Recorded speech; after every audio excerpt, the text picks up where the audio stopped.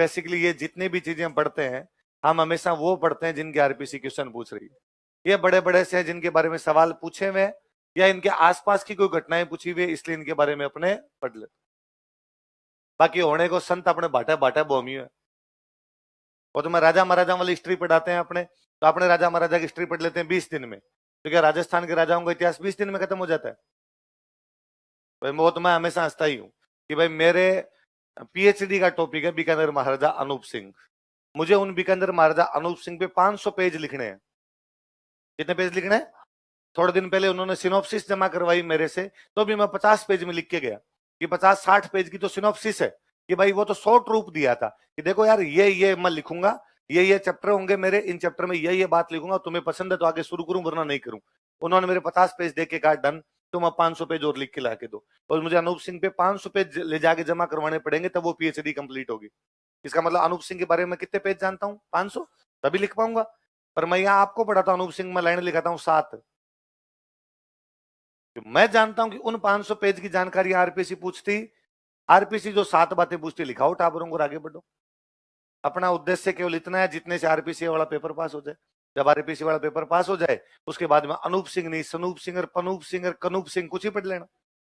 पर जब तक वो नहीं हो तब तक तो अपना पूरा फोकस ही किस पे रहे? उसी पे रहे। अपने तो jack of all trade master of none. Jack को थोड़ी थोड़ी चीजें सारी आनी चाहिए, मास्टर किसी का भी बनना किसी भी सब्जेक्ट में। ये मोटी मोटी सी बातें अपने को बताओ जितने से अपना क्या पास हो जाए पेपर। अपने को पीएचडियां तो करनी नहीं, पीएचडियां करनी है फिर टॉपिक लीजिए उसमें जाइए, इधर ज्यादा आने की आवश्यकता नहीं। इसलिए अपने तो किसी भी टॉपिक के अंदर ज्यादा घुस के नहीं देखना। आप तो ये मान लो ये नोट्स लिखवा रखे ये भी ज्यादा है। मैं यदि खुद पढ़ता होता तो मैं इतनी नहीं पढ़ता, मैं इनसे भी कम कर लेता। यार ये भी ज्यादा चीजें हो जाती है कई बार कि कई बार कोई स्टूडेंट पूछ लेता है, अपने लगता है इसमें लिखवाई इसमें भी लिखवा देते हैं, ये भी चीजें ज्यादा हो जाती है। आप यदि पुराने पेपर देखोगे तब आपको पता चलेगा कि चीजें कितनी ऊपर ऊपर से पूछी हुई है, चीजें कितनी कम पढ़नी पड़ती है। इसलिए मैंने कभी पहले भी कहा होगा, मैं फिर कहूं, इन नोट्स के अलावा कुछ ही नहीं पढ़ना। आपको बाहर खूब सारे लोग मिलेंगे जो कहेंगे भाई साहब ऐसे आरएस थोड़ी बना जाता है, खाली नोट्स पढ़ने से आरएस बनते तो सारे ही बन जाते। तपना पड़ता है तपना। उनको कहना भैया तू तुला हीटर और ऊपर बैठ,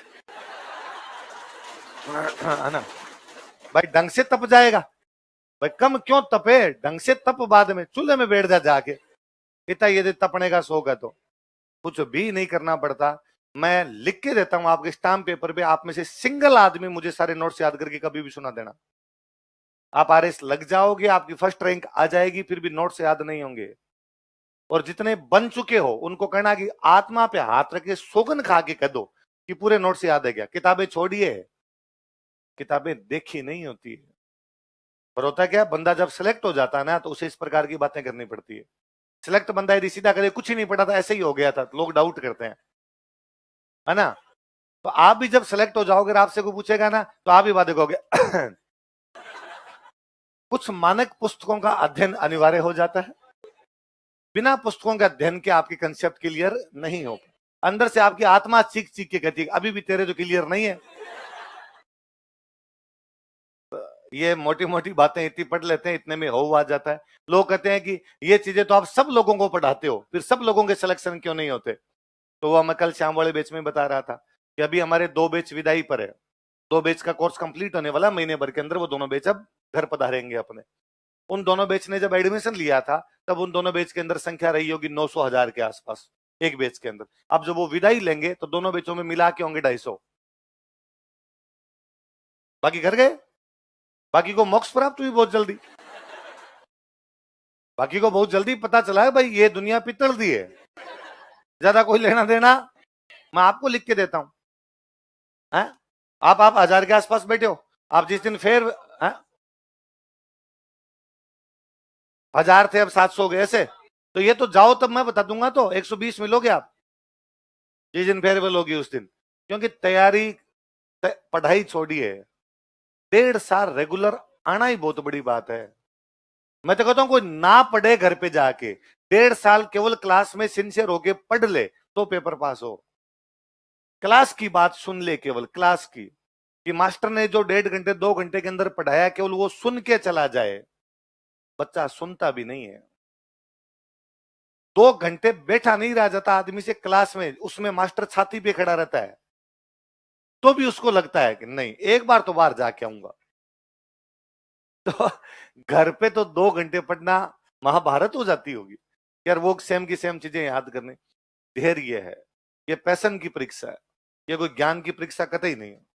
इसमें केवल सिंपल सा इतना काम करना होता है कि हम डेली गए घर पे, डेली घर पे जाने के बाद आज जो पढ़ा है इसको एग्जैक्टली याद किया, किताब बंद करके उसको सोचा यार मैंने क्या क्या पढ़ा था। क्या सर ने दादू दयाल जी पढ़ाए थे, तो दादू दयाल जी मैंने क्या पढ़ा, अहमदाबाद, लोधीराम, परमानंद जी, सांबर, आमेर, नरेना, फाल्गुन शुक्ल पंचमी से एकादशी, भगवान दास, अकबर, फतेहपुर सीकरी, ढूंढाड़ी, निर्गुण भक्ति, राजस्थान का कबीर, अलग दरीबा, दादू द्वारा, वाणी, बावन स्तंभ, खालसा, विरक्त, उत्तरादे, खाकी, नागा। ये सोचने पड़ते हैं, आंखें बंद कर करके मनन करने पड़ते हैं। ये आज हो कल हो। फिर किसी से होता भी है तो 2 दिन 3 दिन 4 दिन होता है, उसके बाद में नहीं होता। फिर आपके दोस्तों की भी शादियां आती है ना, फोन पे भी आपको बात करनी होती है, घर परिवार में आपके कोई बीमार भी होते हैं, इन सब को त्यागना पड़ता है। कल शाम को एक स्टूडेंट मेरे पास थे, सिंसियर स्टूडेंट है, पुराने बैच का स्टूडेंट, बहुत अच्छा पढ़ता है। अक्सर वो 15-20 दिन मेरे पास कुछ ना कुछ लेके आता ही रहता है कि सर ये पढ़ लिया, आगे कैसे पढ़ूं और कैसे पढ़ूं। मैं टेस्ट के नंबर पूछता रहता हूँ उससे, अच्छे बताता हमेशा सर इसमें है। वो कल मेरे कह रहा था कि सर पिछले 20 दिन में मेरे से एक दिन पढ़ाई नहीं हुई। क्यों नहीं हुई? पहले फूफा जी भर्ती थे तो हॉस्पिटल था मैं 10 दिन, फिर सर ताऊ जी बीमार हुए तो मैं हॉस्पिटल था 10 दिन, और सर अब घर वाले फोन कर देते हैं, मैं कुछ कह भी नहीं पाता मुझे क्या करना चाहिए। मैं कल उसको कह रहा था कि फोन बंद कर दे, तू डॉक्टर नहीं है, तेरे जाने से फूफा जी की कोई फर्क नहीं पड़ेगा, तू कदे नहीं आ रहा। ज्यादा से ज्यादा क्या होगा कि गालियां निकालेंगे कि भाई जयपुर आके माथा खराब हो गया, ऐसी भी क्या पढ़ाई कर रहे हो, घर परिवार वालों के काम नहीं आओगे तो किसके काम आओगे, गालियां निकाल लेंगे। यदि तू 1.5 साल बाद 2 साल बाद में आरएस बन गया, तब तो तेरे एक फोन पे भी फूफा जी के काम होंगे, और नहीं बना तो हॉस्पिटल तो पूरी जिंदगी जाना ही है। और फिर घर पे ऐसे 10 निकम्मे और बैठे होंगे जो हॉस्पिटल आगे खड़े हो सकते हैं। कौन से सारे के सारे अपने तैयारी कर रहे हैं, कईयों का कोई काम नहीं है, बाकियों का उनको कहो ना आगे आगे काम कर ले, यहाँ पे 10 दिन आगे खड़े हो जाए। ज्यादा ज्यादा तू कदे मेरे रूम पे आके रुक जाओ, सुबह शाम हॉस्पिटल चले जाओ, और हॉस्पिटलों में क्या काम होता है, और कोई चीज की आवश्यकता होगी तुम्हें नहीं पता जयपुर में कहाँ मिलती है, मैं फोन पे बता दूंगा कि यहाँ पर ये करना है, यहाँ पर ये करना है। पर हम ये सब कर नहीं पाते। कहने को तो मैं हमेशा कहता हूँ कि यार फोन बंद कर दिया जाए, होना ही नहीं चाहिए। क्या करना है फोन का, केवल पढ़ा जाए, फोन नहीं होगा तो क्या फर्क पड़ जाएगा, पर अपने नहीं कर पाते। कहने को तो हम खूब सारी बातें कहते हैं कि यार ट्विटर, फेसबुक, इंस्टाग्राम, इस प्रकार की चीजें मोबाइल में होनी नहीं चाहिए, पर अपने तो सबकी होती है। चीजें खूब सारी मांगती है, स्टूडेंट ये नहीं करता, इनके अलावा बहुत कुछ करना चाहता है। कि मतलब वो जो बेसिक नीड है कि यार डेली कोचिंग आना है, डेली कोचिंग आना है, डेली बहुत ढंग से सिंसियर क्लास के अंदर पढ़ना है, आज पड़ोस से बातें नहीं करनी, क्लास में से उठ के नहीं जाना, केवल पढ़ाई करनी है, घर पे जाना है, जो आज पढ़ा है इसका डेली रिवीजन कर लेना, और कोशिश करनी है कि पिछले 2 दिन 3 दिन का एक बार वो देख ले, उसका रिवीजन कर ले, और हर मंडे को जो टेस्ट हो टेस्ट दे दे। इसके अलावा और कुछ ही नहीं करना है। पर स्टूडेंट ये नहीं करता। अब उसको क्या नहीं करने के लिए कहा जाता है, उसको कहा जाता है कि भाई इधर उधर टाइम खराब नहीं करना आपने, वो करता है बहुत ढंग से। तो डेली 3 दिन का रिवीजन करता है, वो नहीं करता है। उसका कहा जाता है पुराने पेपर सोल्व करते हैं, वो किताब ही नहीं लेके आता है। उसका कहा जाता है यार मोबाइल का ज्यादा प्रयोग नहीं करना, वो 3-4 घंटे बिताता है। वो चीजें कम कर दो, केवल ये वाली चीजें कर दो, आपको थोड़े दिन में आनंद आएगा। और पढ़ाई में आनंद आना जरूरी है। यदि आप पढ़ते हैं, चीजों को याद करने के बाद आपको मजा आता है, ये और मैं कहूंगा आपको अच्छा लगेगा।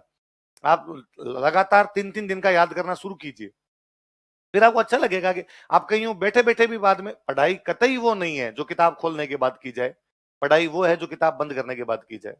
आप किताब बंद कर चुके हैं, आप नहीं पढ़ रहे, आप खाना खा रहे हैं, आप नहा रहे हैं, आप दौड़ रहे हैं, आप रात को सोने के लिए जा रहे हैं, उस समय यदि आपके दिमाग के अंदर चलता है कि यार हिमालय के ये विभाजन है, इस ऊपर वाले हिमालय में ये चोटियां, बीच वाले में ये और इसमें ये शिवालिक वाली यहाँ पे जाके नीचे हो जाती है, बीच वाला ऊंचा हो जाता है, उधर वाला भी इतना नीचा नहीं।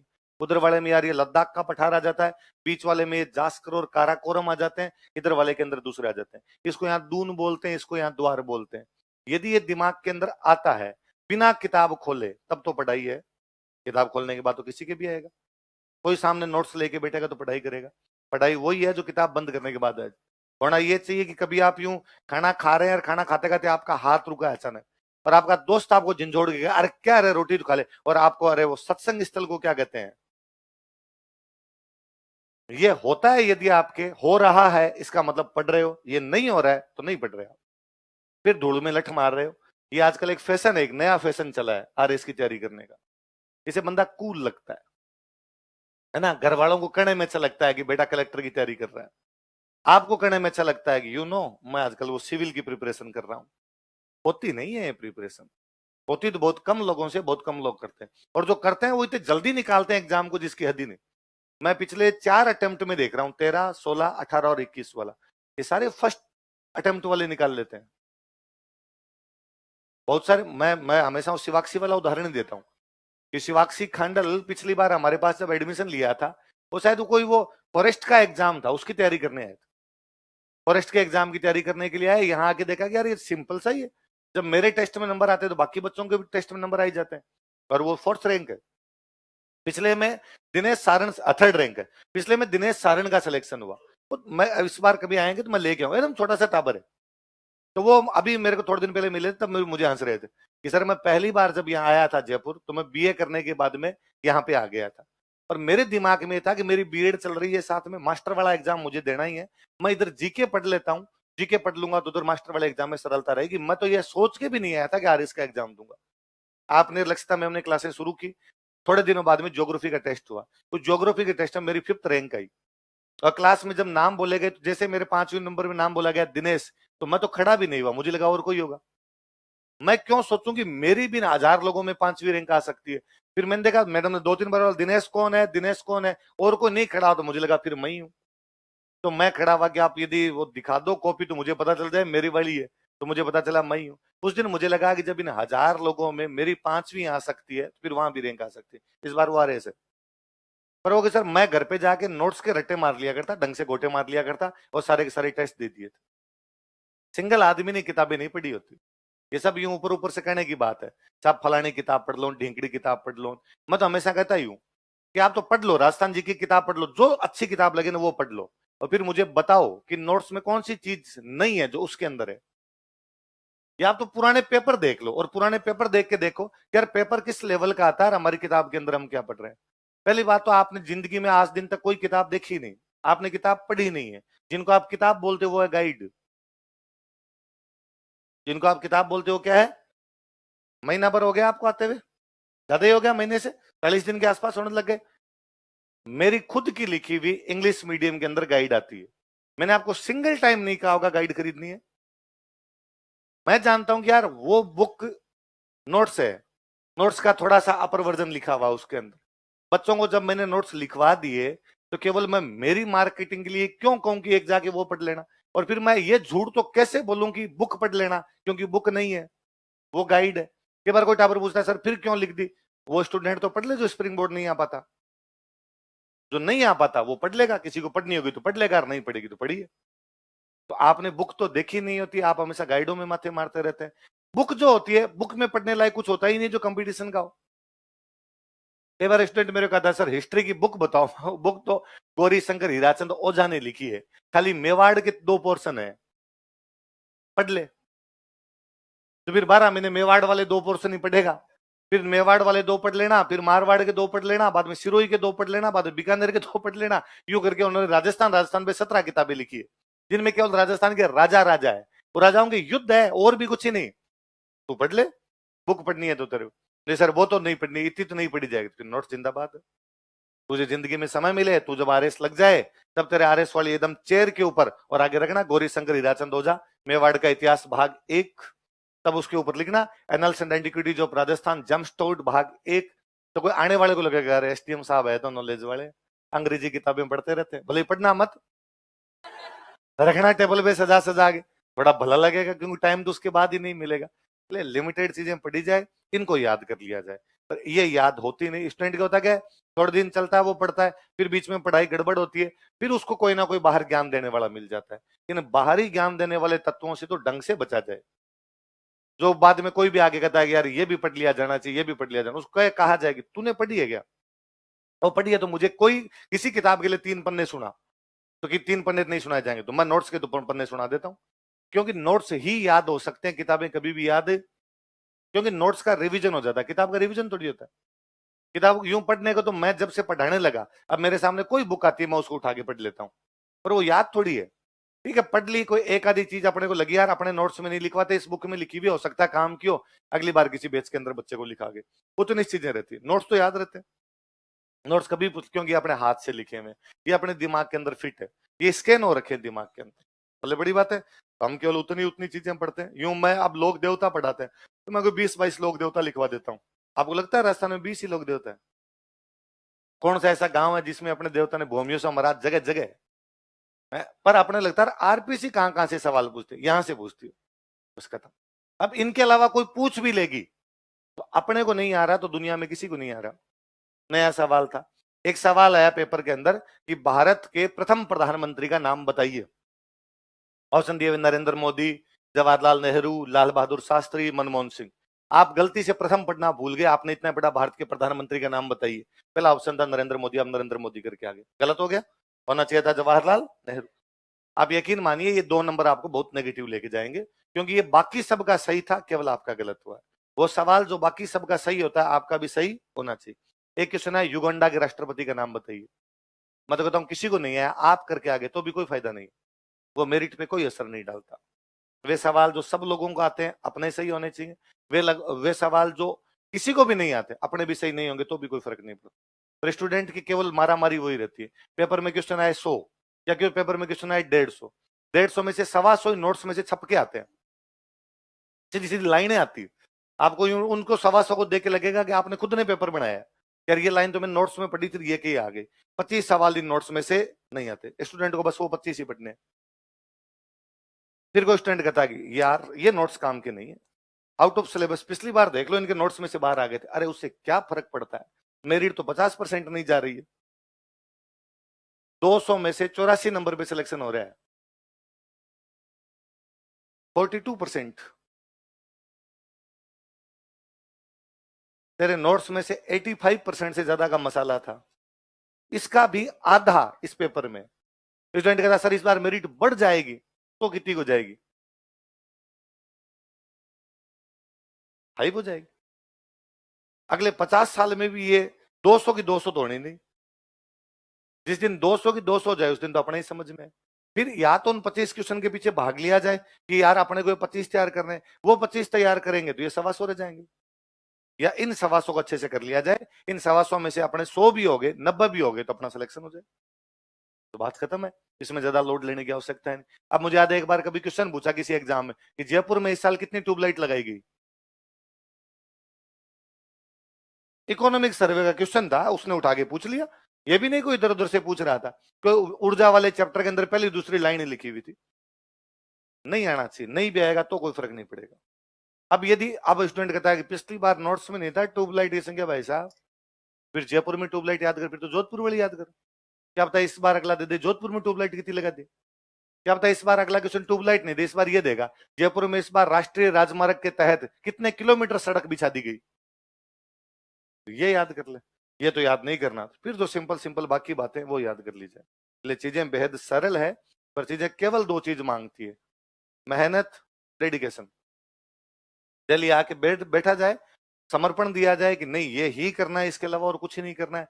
आप में से ज्यादातर लोग थोड़े दिनों बाद में डिस्ट्रैक्ट होंगे, ज्यादातर लोगों के बाद में किसी के कोई बीएड किए हुए तो मास्टरों के पेपर आएंगे, किसी के कोई पटवारी के, ग्राम सेवक के, इस प्रकार के पेपर आएंगे।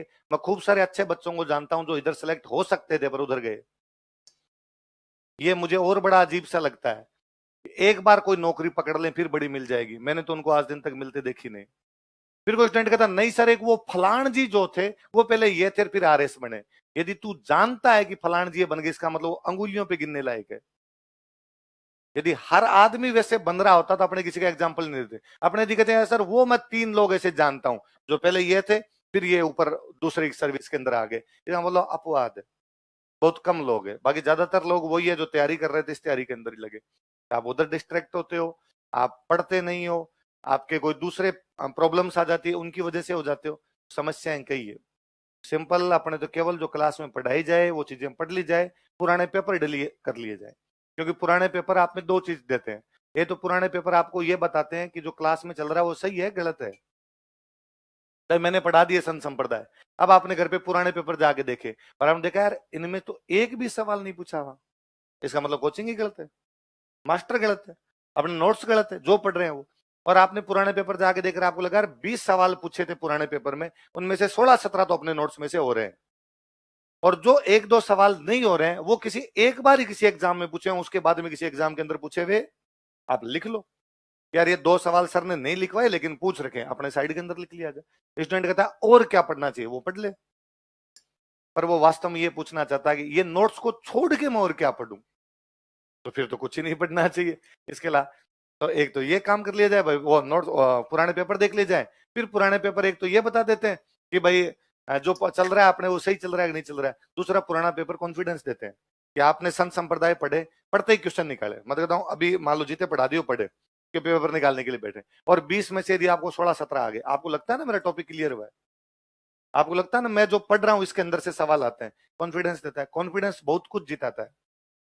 कॉन्फिडेंस नहीं होता है सही आता सवाल गलत होता है, कॉन्फिडेंस होता है मगर तुक्के सही होते हैं, है ना। मैं कई बार देखता हूं कि जो लोग थोड़े सीनियर हो जाते हैं कि भाई एक अटेम्प्ट में नहीं हुआ, 2 अटेम्प्ट में नहीं हुआ, कईयों किस्मत काम नहीं कर पाती, 3-4 अटेम्प्ट देते हैं। मैं उन कई लोगों को ऐसे जानता हूं, वो प्री वाले पेपर में एक दिन भी नहीं पढ़ते और प्री वाले पेपर में उनकी खूब सारे क्वेश्चन सही होते हैं। कैसे हो गए भाई तुम्हारे से? अब उनका कॉन्फिडेंस है यार इसका उत्तर यही है, यही है। अपने आप थोड़ा बहुत इधर उधर का पता होता है, उसके आधार पे प्री वाला आराम से निकल जाता है। मेंस वाले में मेहनत खूब सारी चाहिए, उसमें लिखने की प्रैक्टिस चाहिए, इतनी हर कोई आदमी कर नहीं पाता। मैं तो कहता हूं आप ये देखोगे कि प्री में पास हुए 20,000, तो मेंस कितने लोग देंगे? 20,000, 16,000 ही देते हैं। हर मेंस के पेपर में आप देने जाओगे तो आप देखोगे यार आपके कमरे में सीटें थी 24, प्रेजेंट कितने हैं कि 16, प्रेजेंट कितने हैं कि 20, 4 गायब है, 5 गायब है। आप ये नोटिस करोगे कि आपके ठीक सामने एक लड़का बैठा है, पहला पेपर वो देने के लिए आया, सेकंड में एब्सेंट है वो, उसको एक पेपर बाद में ब्रह्म ज्ञान हुआ। 4 पेपर लगातार कि आपके कमरे में बंदे आए 20, लेकिन चौथे पेपर में कितने बैठे थे? उनमें भी 17, 3 उधर से गायब हुए। तो फाइनली एग्जाम देने वाले बाद में लोग बचते हैं 12-13 हजार। तो कंपटीशन बेहद कम लोगों के बीच का हो जाता है। ये भी नहीं कि भाई बहुत भयंकर, आपको इधर उधर देख के लगता है चारों तरफ लाइब्रेरियों में लोग किताबों में मुंह डाल के बैठे हुए, इधर बहुत कम आएंगे। आप वाली साइड के अंदर इतना कम कंपटीशन है जिसकी हद ही नहीं। ये बहुत हायर वाली तैयारी है, 3-4 साल का वो समर्पण मांगती है, इतना हर कोई दे नहीं पाता। हर स्टूडेंट को लगता है फटाफट कर लूं, घर वालों का प्रेशर रहता है, उस पर प्रेशर रहता है, दोस्तों का प्रेशर रहता है, यार वो फलाना उसमें लग गया, एक बार अपने लग जाए फिर कर लेंगे। तो वो जो उधर तैयारी कर रहे हैं वो आपका रास्ता सरल करेंगे। जो जितने इंटेलिजेंट टावर है वो उधर जाएंगे, आप वाले में कम इंटेलिजेंट बचेंगे, आप ही बचोगे। फिर आप कितने इंटेलिजेंट हो खुद जानते ही हो, ज्यादा लोड लेने की आवश्यकता नहीं। क्या लास्ट में क्या लिखा है? मीराबाई के बारे में देखो, मीराबाई का जन्म कहां पर हुआ? कुड़की पड़ता है पाली। कहां पर पड़ता है? पाली। लिख लो पाली। पिताजी का नाम क्या था? रतन सिंह। क्या नाम है? रतन। रतन सिंह पाली में एक जगह और पड़ती है बाजोली, कौन सी जगह? वहां के सामंत। सामंत समझ गए ना? माताजी का नाम क्या है? वीर कंवर। दादाजी का नाम क्या है? दूधाजी। दूधाजी कहाँ के राजा है? ये मैंने क्यों लिखवा दिया, देखो अभी तक और किसी में दादाजी नहीं पढ़ रहे थे, मैंने इसलिए बता दिया आपको कि दूधाजी मेड़ता के राजा है। कहाँ के राजा है? इसलिए मीराबाई का पूरा पालन पोषण मेड़ता में हुआ। कहां पर हुआ था? लिख लो एक लाइन, मीराबाई का पालन पोषण मेड़ता में हुआ।